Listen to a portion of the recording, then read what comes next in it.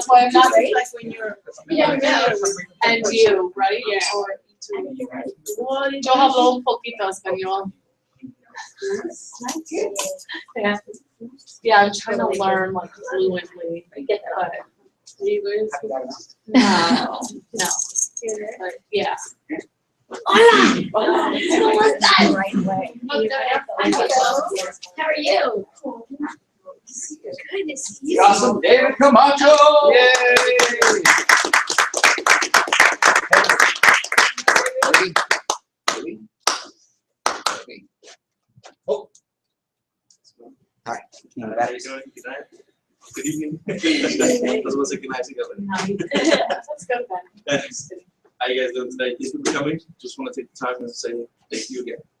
My name is David Camacho. I'm the district leader here. I'm technically just going to introduce our speakers.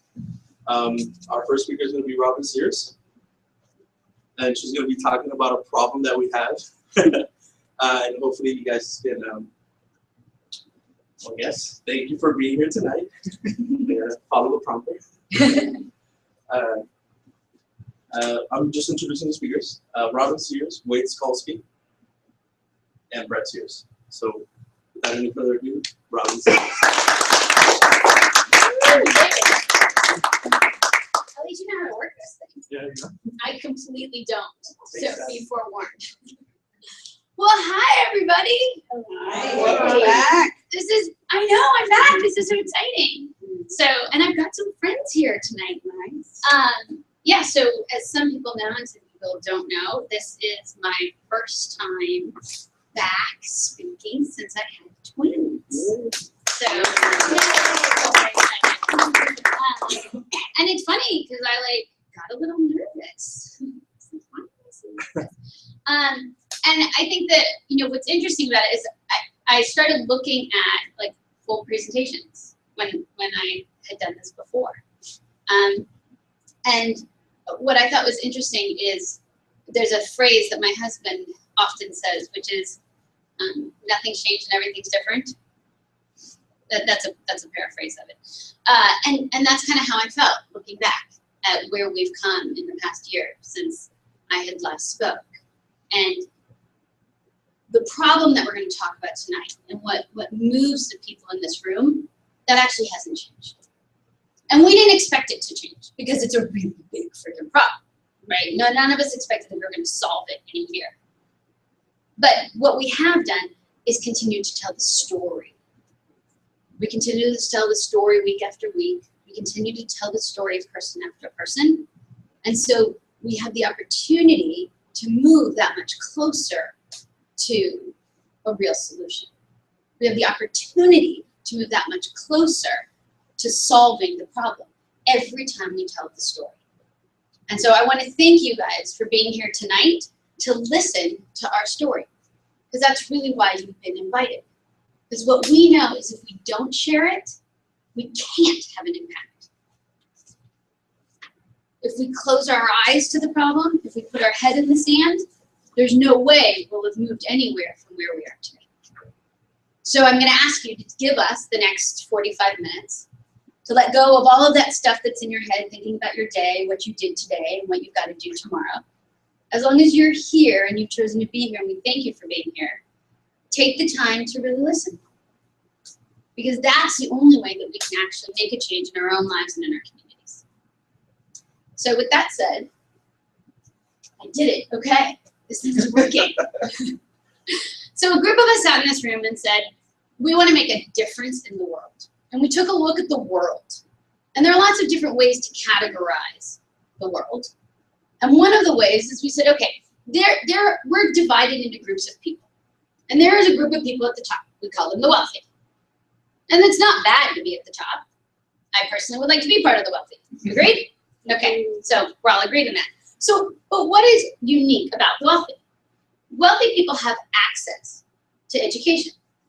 They have an institutionalized belief, an institutionalized history in having themselves go to college and their kids go to college and their kids' kids go to college. So the fact that great-granddaddy went to Princeton automatically means that the next generation is going to Princeton or something like it. They have opportunities to own their own businesses.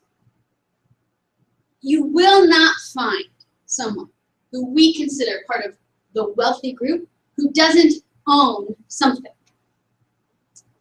Because you can't actually be financially free in that top part of the group if you don't own, whether it's a business or real estate, whatever it is, you have that opportunity for ownership. People at the top have financial freedom. And the way we talk about financial freedom in this room is they have a choice whether or not to work. They have both time and opportunity.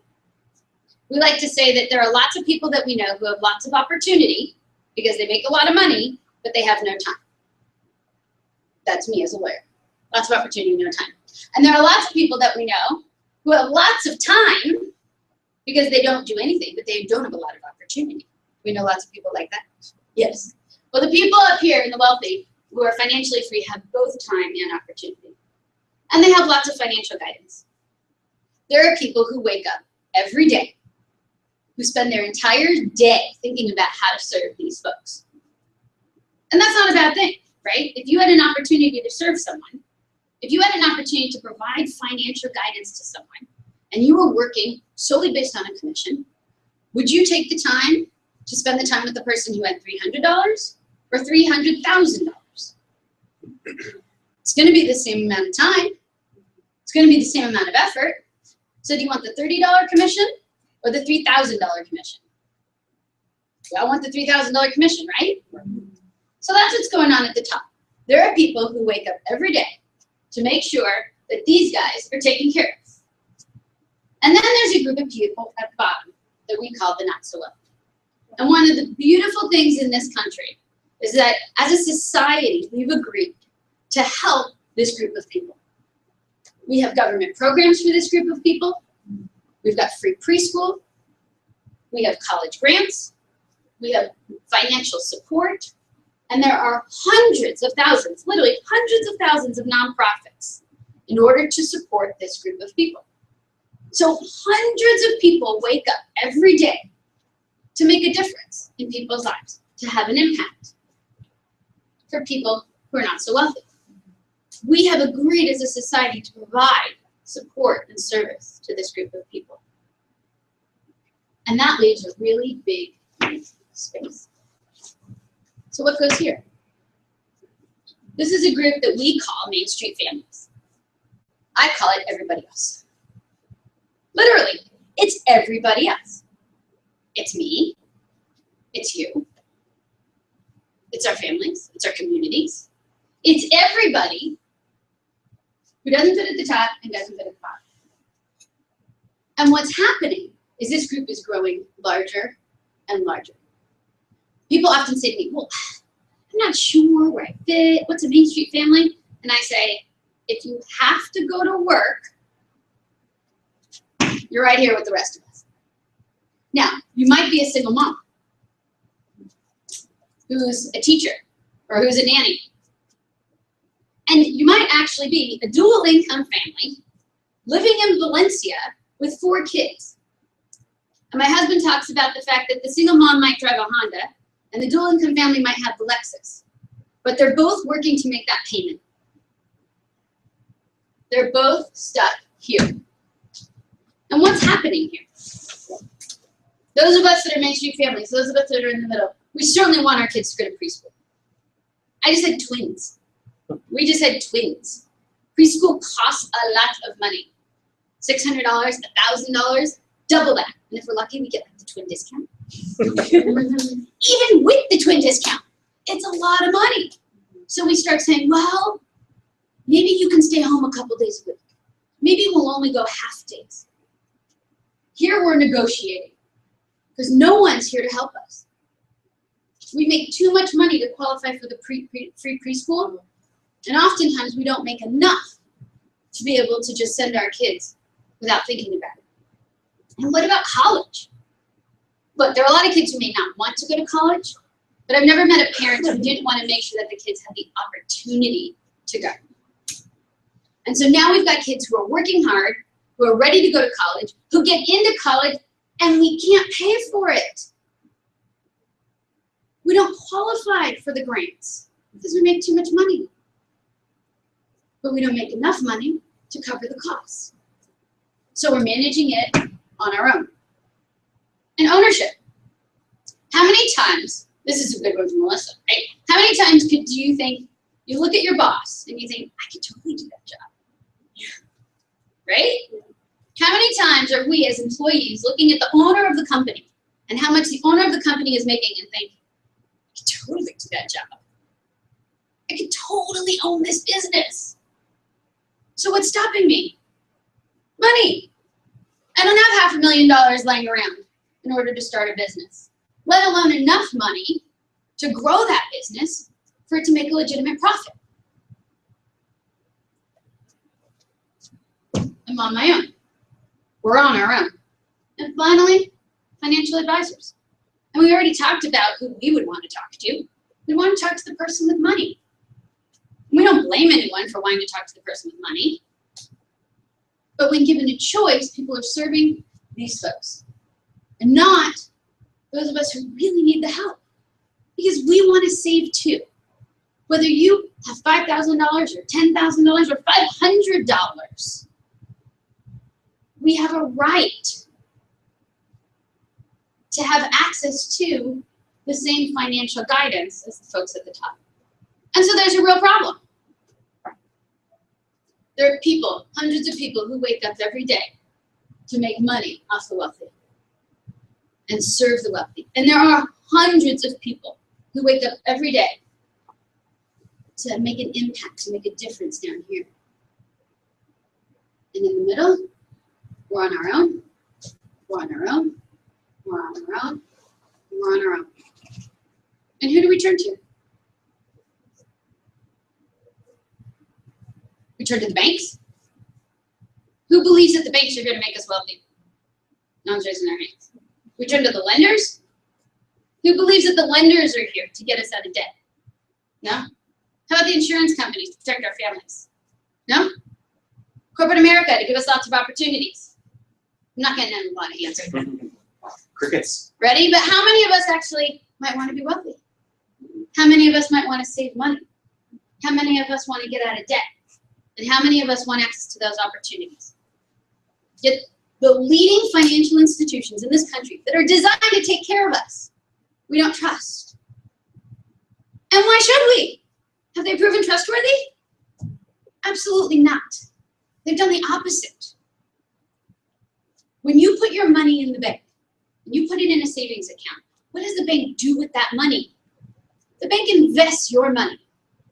So you're making 1% if you're lucky, and the bank's making 5% or 10% off of your money. So if you're the bank, do you think I, as the bank, want you to be able to invest your money directly? Of course not, because then I miss out. So who do we turn to? See, our real problem is we have a legitimate issue, and no one is here to solve it. No one's coming to fix it. Which means all we can do is turn to ourselves. All we can do is turn to each other.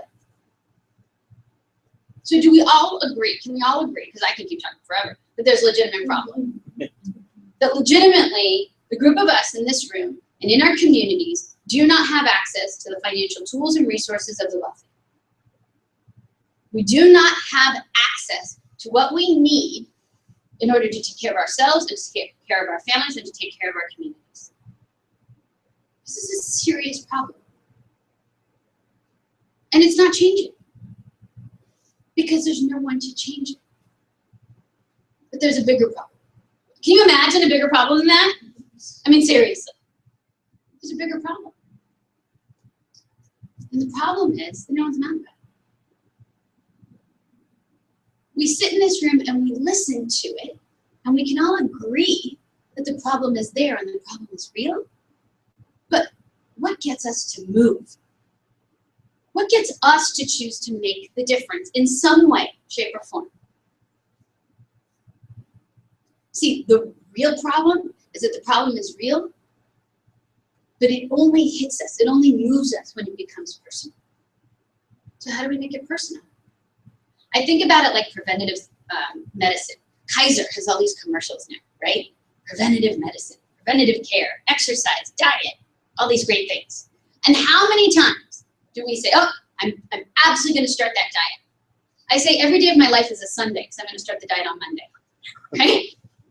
I live my life through Sundays. We don't start the diet, we don't start the exercise until we get that blood test back and our cholesterol's through the roof. Or worse, we get the cancer diagnosis. We get the diabetes diagnosis. And let me tell you, as soon as that comes in the door, we change our diet the next day.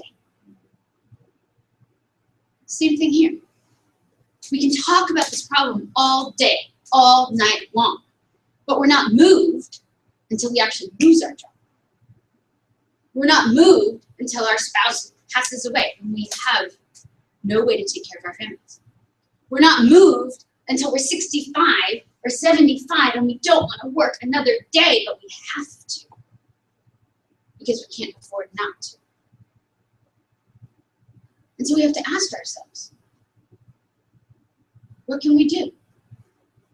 We have a real problem. The problem isn't going away. The question is, when are we going to do something about it? Are we going to wait until we get that phone call? Am I going to wait until my sister calls and says, I lost my job and I don't know what to do? Am I going to wait until my mom calls and says, I can't go to work another day? Well, a group of us in this room said, no, we're not going to wait. We're not going to wait for that call, and we're not going to wait for our own families. We're going to do something today. We have to do something today, and it has to be disruptive, because this is a cycle. It's a cycle that we're teaching, that we've learned from our parents, and that we're teaching to our children. I was just telling a story of someone who recently came into the business, back to the business, who I was talking to earlier today. And I asked her what inspired her to come back to the business. And she said one of the things that had inspired her was she went and saw her mom. And I think Brett or another one of our RVPs was there. And they told her mom this story, and they talked to her mom about planning and a solution. And her mom said, oh, no, we're fine. They were in major credit card debt. They had refinanced the house several times. They had no plan for the future, but they were fine. And she realized that she was being taught to live on credit card debt, to live on refinancing the house, and to live on no plan for the future. And if that's what she was being taught, what do you think she's teaching to her sons? To live on credit card debt, to refinance their house, and to have no plan for the future. And she said, and this ends here. It ends with me. And I can't change it for my kids if I don't educate myself first. See, we're in the middle of a tragedy. This is going to impact our children and our children's children and our communities. And we have a choice to decide if we're going to change it now or if we're going to wait till it's a catastrophe. And there's a group of people in this room who said, now. Now is the time. I'm not waiting until it's a catastrophe.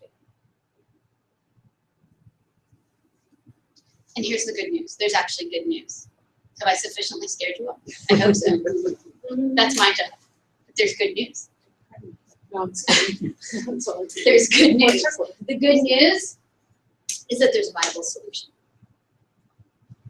Because we didn't bring you here today just to tell you about the problem. We brought you here today because we believe that together, as a community, we can impact our own lives, we can impact the lives of our families, we can impact the world to the extent that we want to if we come together around this solution. So I get to come up here and talk about the theory. And now it's about how do we practically approach this access gap? How do we close this gap for Main Street families and for each of us? And with that, I'm going to invite the great Wade Spolsky to share the first part of that solution. Great job. Let's have another round for Robin. Good job. It's funny because I'm really excited to talk to you for a couple different reasons. But see, Robin has a really difficult job because she has to talk about a pretty serious topic. okay? And so she has to be like, look, there's this problem that nobody knows about, and so I'm going to tell you this, your house is on fire, and like, whoop, I'm out, and she's got to walk off. And everyone's like, oh, we love you, Robin, you're the best. And then I have to follow that. And the reason why they picked me, actually, is because I'm pretty quick side to side. So if people are angry, they're going to be angry at someone, and I'm the next guy up. So if someone's going to run at the audience, I get to run to the right, okay? So that's why they picked me. But what I'm going to talk to you guys about is the solution to sort of the problem that Robin talked about, all right? This is me, Boyd Spelski, very exciting. I know how the clicker works, awesome. So one of the big issues of the problem that Robin talked about is there's an access problem, access to financial security.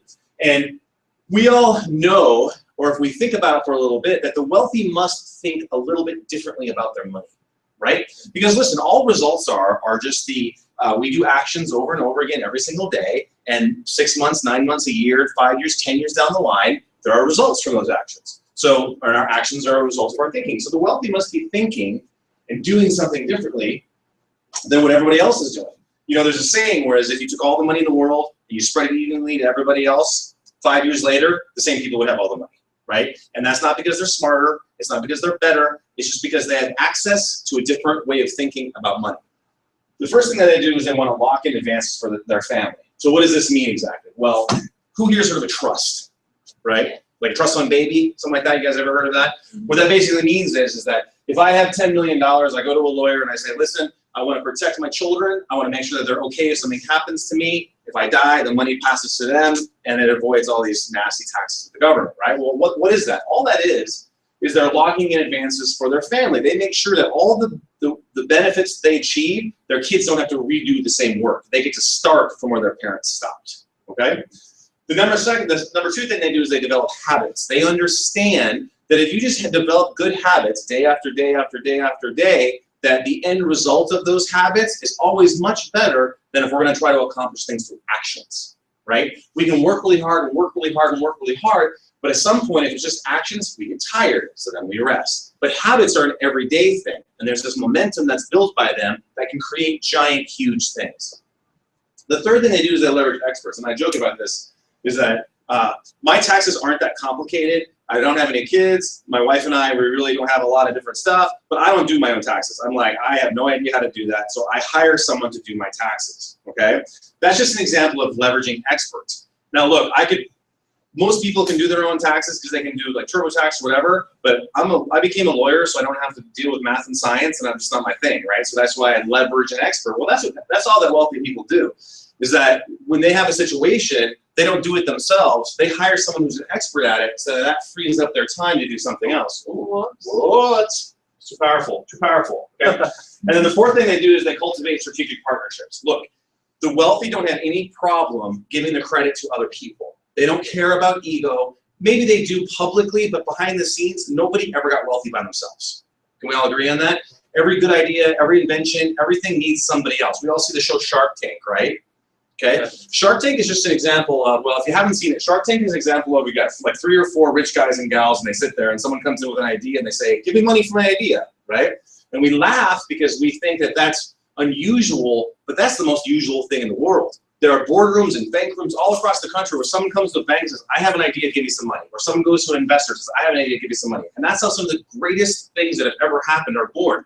Nobody accomplishes anything by themselves. So the rich understand this. They know that they have to cultivate strategic partnerships and leverage experts to achieve what they want. So how does that help us? Look, I can't go to somebody and say, give me $1 million, right? So what do? Well, look, the first thing we can do is we can start to cultivate a strategic partnership and with Primerica. Now, I don't know if you're familiar with the company, but if you aren't, Primerica's been around for a long time. It has $2 billion in cash, and it's been around since 1977. What does that mean? It's very simple. It means that its checks never bounce, and it's your big uncle who's rich, and that we can leverage that partnership to help Main Street families. The other issue is, well, is that all they care about are these people in the middle. Remember what Robin said with the access gap, people in the middle, people up here, people down here? All Primerica cares about is the people in the middle, because there are plenty of churches and nonprofits helping these people, and there are plenty of people servicing these people up here. Nobody's helping these people, and Primerica's like, we're going to stand in that gap. All right, so if we're going to have a strategic partner to sit with, to work with, this is the only person that we can pick, because these are the only people that care about the people in the middle. Now,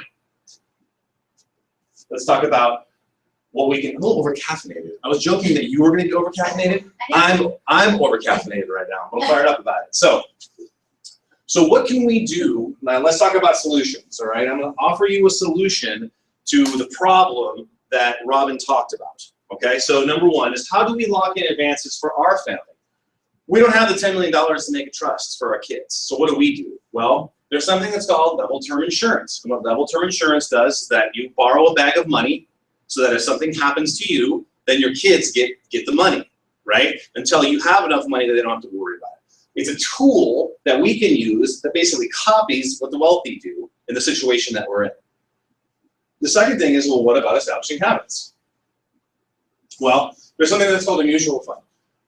We have mutual funds where you can start a mutual fund and saving for retirement, saving for college, whatever you want to do for like $50 a month. Now, is $50 a month going to get you wealthy 40 years from now? Like wealthy, like stone cold wealthy? No. However, if you save $50 a month, that $50, that habit of $50 saving a month makes it easier that when your income increases because you get a better job or things go better, now you can save $100 a month. And that 100 can turn to 400, can turn to 500, whatever. But $500 to $1,000 a month of saving does not happen unless you establish the habit where you can do it at 50. If I'm like using an example for tithing, some people talk about church, you should tithe 10%. Okay, I'm not giving out a plus or a minus. I'm using it as an example. What I mean by that is that, like, look, let's say that you're going to give to charity, doesn't have anything to do with the church, and you give 10% to them when you're making like $1,000 a month. Like, I will give them $100, right? Because we can all lose give away $100. And as time goes on, you increase your income. That becomes easier. But let's say that you didn't do that. You've never done it before in your entire life. I give you $10 million, and I say, now go give away 10% of it. You're like, what? That's $1 million. That's harder to do because we don't have the habits. Does that make sense? So one thing that we can teach with mutual funds is a really easy way to start to establish those habits. Unless someone has $1 million want to give to me, I will take it. Okay.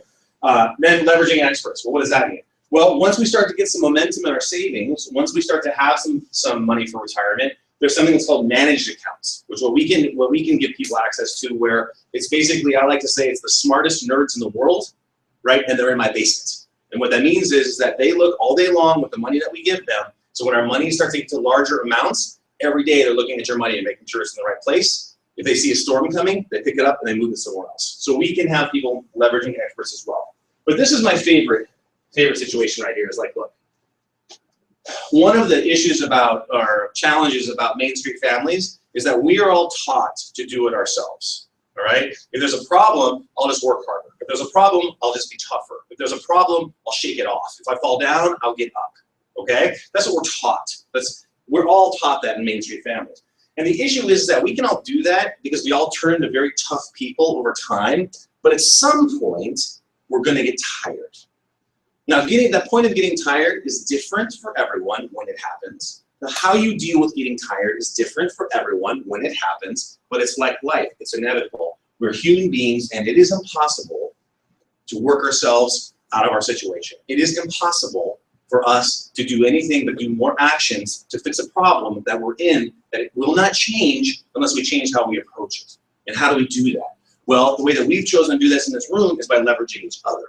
Look, I can go to anyone in this room and I can say, I have a challenge, I have an issue, what do you think? And chances are that someone in the room has gone through it before, so I don't have to spend the year, the 2 years, the 3 years figuring it out, having that experience. They can save me those issues, they can save me that time. And working together, we can all accomplish more together than we can apart. And we have a concept that we call our advocates. Now, yes, we have Primerica that's in Duluth, Georgia, that has 2,000 people that are there to help us through our business, through savings, through all of these services. But really our biggest edge in this room is this room. The biggest edge in this room is this room. And I don't care if we have 6 people in it or if we have 1,000 people in it. If we have everyone that's committed to being advocates for each other, there's nothing that we can't do. And that is the biggest thing, is that we have to understand that it has to be okay for us to look at each other and be like, hey, listen, I may not know the best way to attack this problem. Do you know a way? And it's okay for me to be like, oh, that sounds like a good idea. It seems so simple. It seems like, oh yeah, of course I do that. I play sports, we depend on each other. It seems so simple, but it's not. And the reason why it's not is because when we go home, when we're by ourselves, we feel alone, no matter how powerful the team that we're on is. We feel alone no matter how many people at work think they have to help us. We feel alone about no matter how many events that we go to for picnics or corporate events or school events, we feel alone when we go home. And so when we're by ourselves and we have that feeling, how do we act? How do we make those decisions? What do we do for the habits of the rest of our life? How do we deal with those issues, right? For me, I like beer. It's a personal failing, okay? So, but I like beer a lot more when I feel alone than when I don't. And see, the thing is that once I understood that I could leverage the relationships of the people around me, beer's not beer. I don't need as much beer, all right? This belly might lie to you, though, about it, right? But my point is this. However you deal with your issues, or those, if you have any, not issues, but however you deal with those feelings of being alone, right? It's a lot easier just to not feel alone and have to deal with those things. And that's the thing that what gets me so excited about. We can have the tools of the wealthy, and those tools basically are 2 to 3 generation plan. If you dedicate yourself to these ideas and you teach them to your children, 2 or 3 generations from now, your grandkids, your great-grandkids will be stone cold wealthy. They'll have strategic partnerships, they'll have leverages or experts that they leverage, and they won't be sitting at home thinking, my God, what am I gonna do? Am I strong enough to get up tomorrow and do it again? How good would that feel? With these thoughts, with these ways of thinking and these tools, 2 to 3 generations from now, those people won't have those feelings. We still may have them a little bit, but they won't at all. Now, I'd like to introduce Brett Sears. And Brett Sears is going to talk to you about possibly a 1-generation plan for dealing with these challenges, if you will. So, the awesome Brett Sears.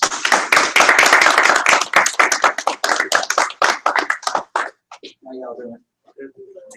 Incredibly excited. It's fun to have my life back. It's funny, is over the last 4, 5, 6 months, it's like coming back, she's like, how's it going? And you bring something so incredibly special to this world. I'm really, really, really excited. All of us are better for it. And so excited. And Wade did too. No. But no, it's fun to watch. It's funny, Wade and I have had a lot of fun in the last couple months to watch people grow. I've been here almost 20 years. I started when I was 4. I started at 22 years old with $24,000 of credit card debt. Walked into a room like this, had no idea why I was here, had no interest in financial services, no interest in business, but there was something inside that said I want to be a part of something. And I heard a story about an opportunity to make a difference. I said, man, I think I want to be a part of this. And 20 years later, I look up and I've had a tremendous amount of adventures, a lot of fun, a lot of ups and downs and all arounds. And we're now at a very, very, very special point. The conversations that are starting to have with the people in the room, the growth in the process. It's funny. I was sitting and listening to Wade, and Cindy and I met a couple days ago and had a conversation. Cindy, I don't know, but I sat in Cindy's home a handful of years ago, and I know their planning side, and I know the future and the vision, and I remember the conversation that her husband said about how long he was going to work, and then the conversation that you told me about now how much you're saving and the habits and the ability to grow. See, it's so easy to hear a story like this and have it be theory. It's so easy to hear something about developing a habit as a concept and not realize that we're applying it to our life. And see, I think when Rhonda talked about it, that was her thing. She's like, how do we get, and I get a little defensive of y'all, right? Because she's like, how do we get people, and I'm like, they're getting it, but like, it's how do we get people to move? How do we get us to own where we are and the opportunity that's in front of us? Right? I had a great conversation downstairs with Melissa and Byron, right? And Cindy, and I'm like, guys, we can have a great idea, but if we can't articulate it to somebody else, we can't influence change. And so there's a part to not only be effective, but about a desire to grow and change, because there's a time right now that's never been before. Over the next 15 to 18 months, we are going to get destroyed with the political crap. You guys all realize this, right? Right? The number of people, I don't care what side of the ledger you're on. I don't care if you're a Democrat or Republican right now. It does not matter. How many of you know that we are about to hear every problem going on in the world and how the opposite side caused it? Can we all agree? Like, it's coming. And we're going to hear that healthcare is a problem, or minimum wage is a problem, or this or that or the other. But the reality is, what Wade talked about, what Robin talked about, is the biggest challenge. If we don't have access to the changes, if we don't change how we respond, if we don't have someone teach us the right choices, they could give us all the tools in the world, we will screw it up. And some of us don't like that. How many of you, just a personal question, have ever made a decision financially that you knew was right, that 5 years later you won't even tell anyone you did because it was the dumbest thing in the history of the world? Any of us? Am I the only one? But in that moment, you're like, oh, this is so right. And later you're like, no, it wasn't me. Right? Why? Because we don't know where it comes from. Well, that's our purpose. That's the thing is we said, look, we can draw a line. Like, they're going to talk about changing the world, but look, guys, it's going to come from us. It's going to come from people like us, talking to people like us about institutionalizing change, about here's how we can make a difference. Right? So we looked at this and said, okay, what is a one-generation plan? See, I love the idea of making sure, right? We've got a 13-year-old almost in a week or so. We've got an 11-year-old and 3-month-old twins. And I love the idea of our kids' kids being wealthy. Like, that's awesome. Because how many of you are a kid's kid? How many of you had grandparents? Okay. So how many think it'd be really cool if your grandparents would have done this, taught it to your parents, and they would have done it, and so they would have taught it to you, so your ass is rich right now. How many think that would be awesome? Well, lots of us didn't have that grandparent. Y'all with me? Well, we're mad at them. No, because we're doing the same thing that they're doing. So we go step one. How many of you plan on possibly at some point maybe having grandkids? Well, then it'd be really cool for them to go, thanks, Grandma and Grandpa. So we said, look, the first thing we have to do is we have to take care of financial security for you and your family. We have to make sure you can retire and not worry about money. That is burden and responsibility number one that no one in the industry is doing, and we can do it. Check. You lock in your advances, you establish habits, you leverage experts, you absolutely can get financially secure in one generation. You can save and invest and plan and make sure that you can retire and not worry about money again. I sat in Cindy and Arturo's house 3.5, 4 years ago. They told me they were going to work until they died, and they are now saving a significant amount of money on the same income because they've increased their habits and they've attacked it. And they will absolutely be financially secure. No ifs, no ands, or buts, right or wrong. And that's because we sat down, they got the information, and they did the work. This isn't theory. This is a lady that's aggressively taken these tools and have applied them to her life and is changing everything about her future because of that. That's a huge impact. Y'all with me? So that's check one. Check two, we've met with Mark, we met with Phil, we met with the kids. All their kids understand mutual funds. They understand the process. They've all come to the meetings. They've all come to the house. They're all part of it. They're institutionalizing change in their family to make sure that they think about the world differently, right or wrong. So we'll support them through that. So now, right, your kids' kids have a legitimate shot. Awesome. Y'all with me? But Cindy and Arturo were like, you know, I think it'd be kind of fun to go to, like, Italy for 6 months just because. I think that'd be fun. Well, you can't do that if you're making enough money to replace your income today. Y'all with me? Like, you can not work and you can pay your bills and you can maybe go to Italy for a week, but not 6 months. Cindy's like, I really like to go to Italy for 6 months. Well, Cindy, then we've got to talk about financial freedom. And not necessarily just in 2 to 3 generations. How do we do it more? See, I got a business. I was 22 years old. I'm 41 years old now. Right? I want to be able to travel. I want to be able to travel. My wife and I have impact. We are whiteboard people, right? We're like, okay, we want to get to a place where financially it's done, and we look at a whiteboard and we get all the people that we love and care about in a room, and we go, okay, let's figure out the problem. Let's go do that. For us, that's the definition of freedom. We said in order to do that, we've got to make sure that we take the money situation off the table. Every once in a while, someone gets into a conversation with me and they go, Brett, all you do is talk about money. Money, money, money, money, money. 2 things. One, we're in the financial services industry, so we should probably discuss money. Is that a fair concept? 2, do you want to know the only time, Tony, I've ever worried about money? Is when I didn't have enough. The only time I think about, focus on, or talk about money in my life is when I don't have enough. When I have to budget. Or I have to figure out what bill. We had to book an airline to go to Atlanta, and I'm like, oh, shit. Like, it went up $100 because we couldn't figure out what was going on. I'm like, I felt like I wasted $100. You know why? If I had $100 million, would I worry that it cost an extra $100? Would I worry about it at all? Should I? Probably. Would I? No. But I have $100 million. $100. And I'm like, I want the service. I'm like, it cost me. I'm like, I did all this math. Now I can't do it. Y'all with me? The only time, David, I've ever worried about money is when I didn't have enough.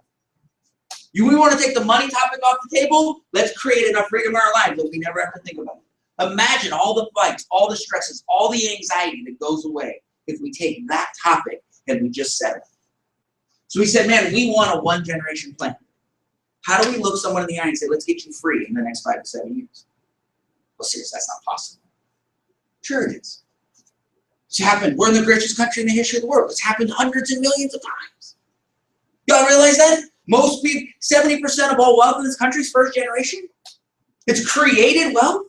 We all like to think it's the rich kid driving down the street. We'd all like to be the rich kid driving down the street.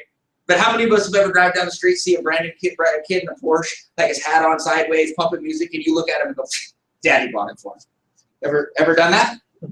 Or he's in the pharmaceutical business, just not quite the right kind. Do any of us, excuse me, could you explain to me, you must have found a unique opportunity in America. Could you explain to me how you did it? That we rationalize that experience. 70% of all wealth is first generation. It's created. The problem is, most of us aren't coders, which is the new version of wealth these days.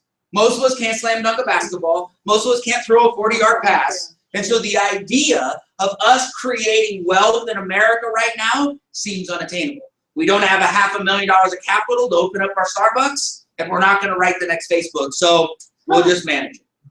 Well, the reality is, ownership is the key to a one-generation plan. So how do we do it? We looked at it and said, what if we can harness this entrepreneurial spirit? Look, I know lots of good people that have a lot of ambition, who show up early and go home late and have this desire to not be like everybody else. There's something different about them. Have you met them? Right? There's other people who show up late, go home early, and complain about it all the time. You guys all know that person? Well, that person doesn't have the spirit of making change. I know lots of people that have something inside that says, I don't want to feel like this anymore. And we're like, what if we can harness that?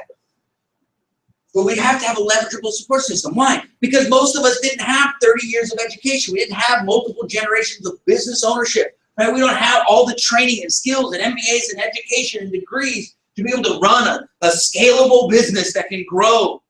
We don't know how to go to work.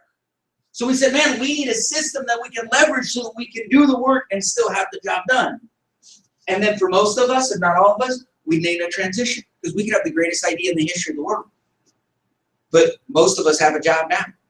We're paying our bills. We might not be living our dream life, but we're taking care of our responsibilities. And so we can't give up what we're doing to go do something else.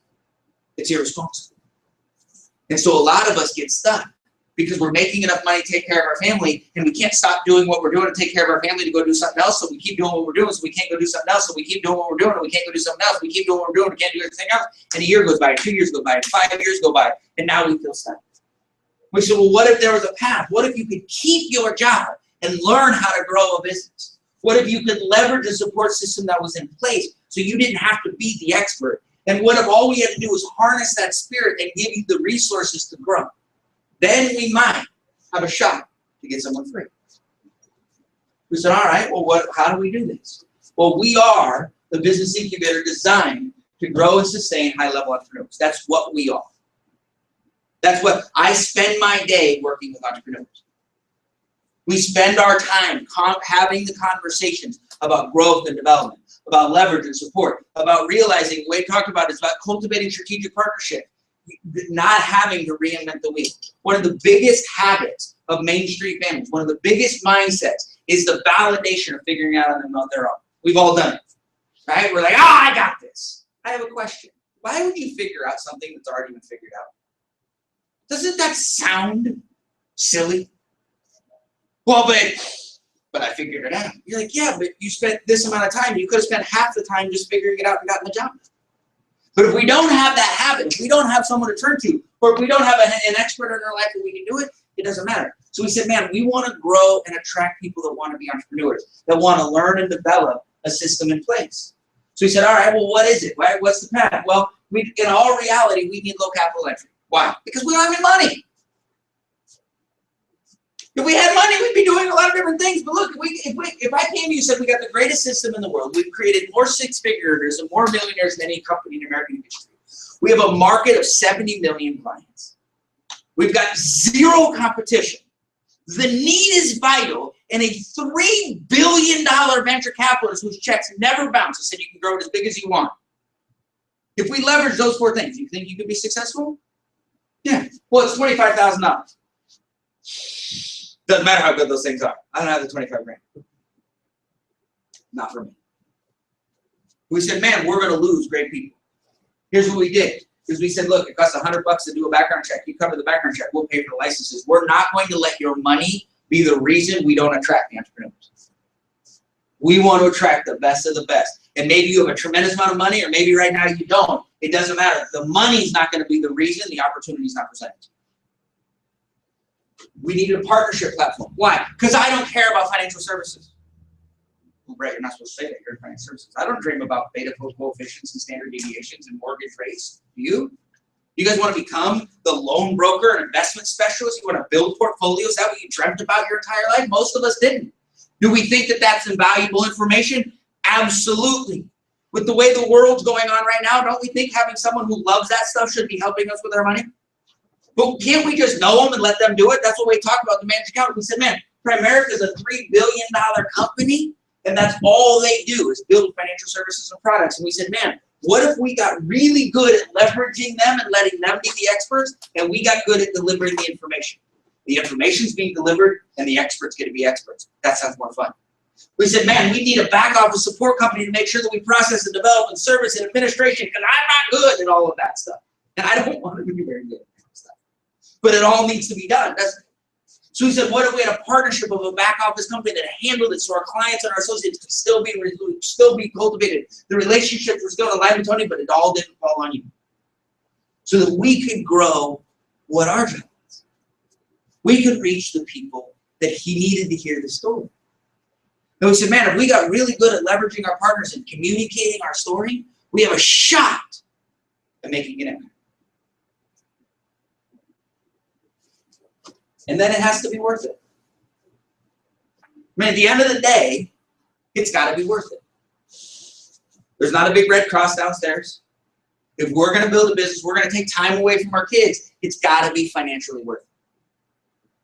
So we said, man, we've got to have low capital entry. We've got to take that resistance away. We've got to have a partnership platform, which you do. And then we've got to make sure that we can show that there's a space for everybody. And so when we built our business on a very clean model, that says we build allies. The number one thing we can do is make sure that the people in our world understand and support what we're doing. Don't need to buy anything, don't need to join anything, just need to go. The problem is 70 million families are stuck and they don't know about it. Does that sound like a pretty big problem? Yeah. The solution is access. If they had access to the financial education and the tools, they'd have a shot to get financially secure. And if they had access to a legitimate path to ownership, they'd have a shot to get free.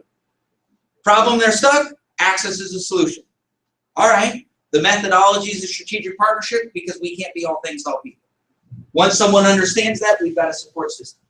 There's going to be some that hear this story and go, I know who you need to talk to. A cousin of mine, a neighbor of mine, a best friend of mine, a sister of mine, my daughter, my son, someone at work, someone wants to be an entrepreneur. They want to be different. There's a shot. Someone needs help, and they need to meet you. So we can run all the advertising in the world. Most of us don't think there's a problem. If you don't have a problem, you don't need to solve it. Isn't that true? Well, if we don't know what we don't know, do we know that we need to change it? No. So we said, man, we could build an advocate group. And then there's going to be a handful that say, man, I want to be a part of this story. There's 70 million families. Look, the 13 of us, 15 of us aren't going to change the world. Bro, why do you guys grow the way you grow? Because the 13 of us aren't going to change the world. But the 13 of us might grow to 50. And the 50 of us aren't going to change the world. But the 50 of us might grow to 150. And the 150 of us aren't going to change the world. But the 150 of us might grow to 500 of us. And the 500 of us aren't going to change the world. But the 500 of us might grow to 1,500, and then maybe 3,000, and then 10,000, and then 50,000, and then it's 100,000. And at some point, we might hit critical mass where this story is being told to the people who need to at mass scale and fundamental change. But it starts with our allies. It starts through our advocates. and our associates say, man, maybe we want to tell this story. So we said, man, we need to create a space for everybody. So we create a position, we call it our GAPs, our Gathering Asset Partners. What's that mean? There's 10,000 people turning 65 years old every day for the next 19 years. And this is the first generation that's ever had access to a 401k or IRA. Ever. Their parents had pensions. They'd get paid $1,200 or $1,500 or $2,000 a month when they retired. Our parents made between $40,000, $50,000, $80,000, $100,000, and now they're getting in their 401ks $80,000 or $200,000 or $600,000 or $1 million. But the financial advisors have never talked to them. Do they know how to talk to them? We said, man, what if we could take the real tools and give them access? We could make such a difference to that group of people. It's crazy what's possible. But we could also create a space where our part-timers could make passive income. And I always laugh about this, but we start working as a country at 22 years old. We retire at 67. That's 45 years of work. Because we pay into the system. When you retire, your average Social Security check is $1,269. After 45 years of work, your passive income from the government is $1,200. If someone worked with us for 5 years and just helped find $1 million a year for those 5 years, they'd make almost $1,800 a month in passive income. We can make more money helping families in a 3 to 4 year period of time, completely spare time, than they will at Social Security. Guys, that's a fundamental change in people's lives. For somebody in retirement to be able to have an income of $1,800, they'd have to have over $400,000 saved just to pay them that. So someone part-time, spare time around retirement could supplement their income worth the equivalent of almost $500,000. That's real change for them. We have our part-timers. We have people who love their job, love what they do. But they said, man, an extra $500 to $1,000 would make life a little easier. I got teachers that love teaching, an extra $500. We're like, great, don't change what you're doing. But man, let's make life a little bit easier. We've got our part-timers that say, I'm not one of those that loves my job. I want to do something different. Keep your job. Use it as cover fire. Let it give you the freedom. Your job is not in the way. Your job gives you the flexibility and freedom to learn how to be an entrepreneur. Your job's the biggest asset if we leverage it right, because it lets you do the things you need to do in order to grow yourself into an owner.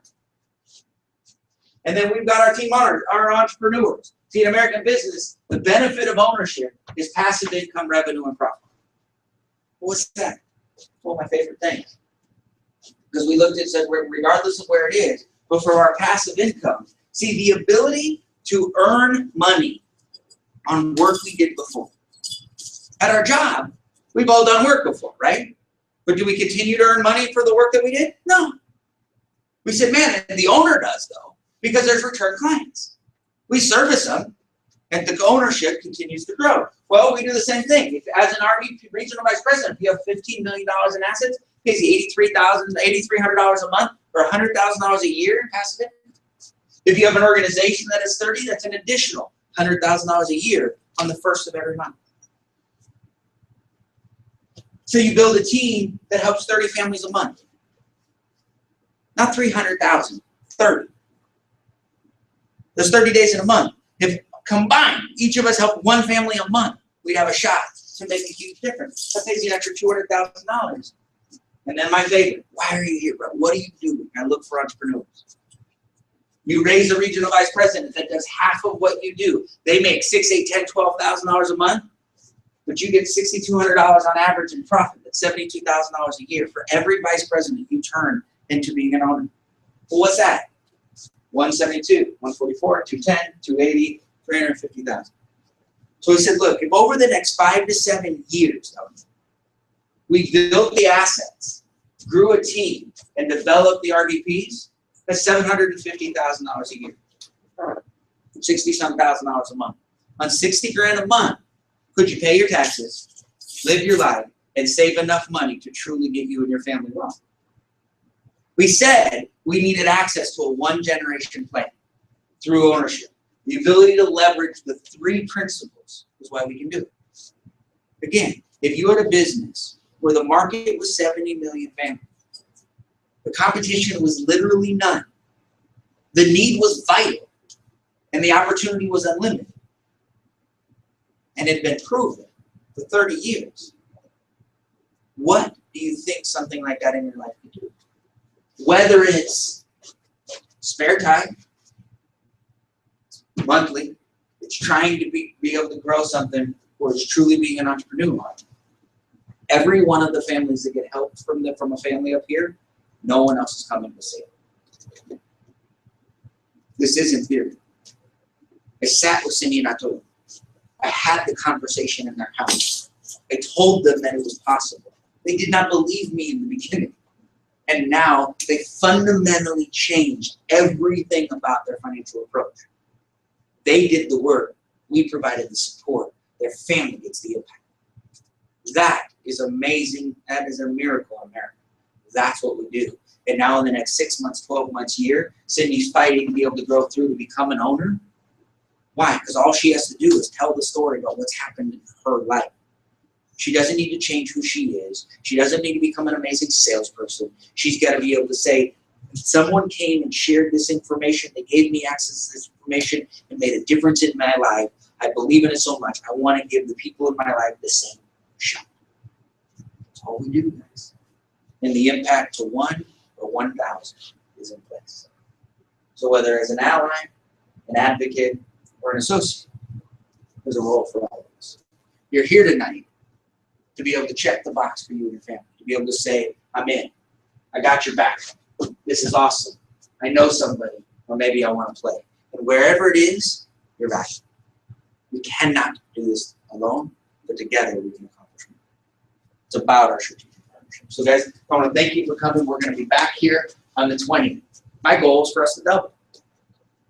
Each of us have one more person come tell the story.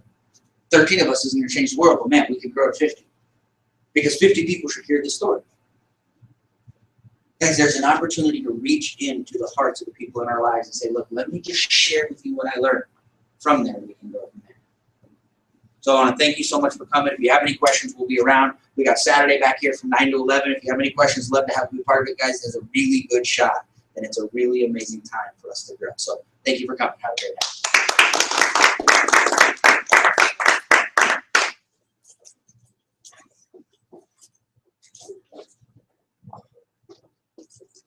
Oops.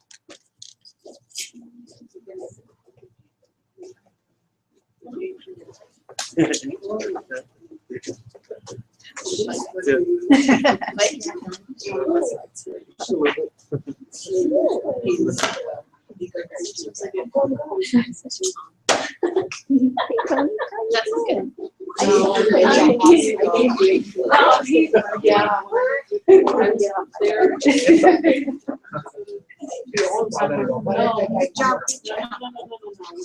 How are you?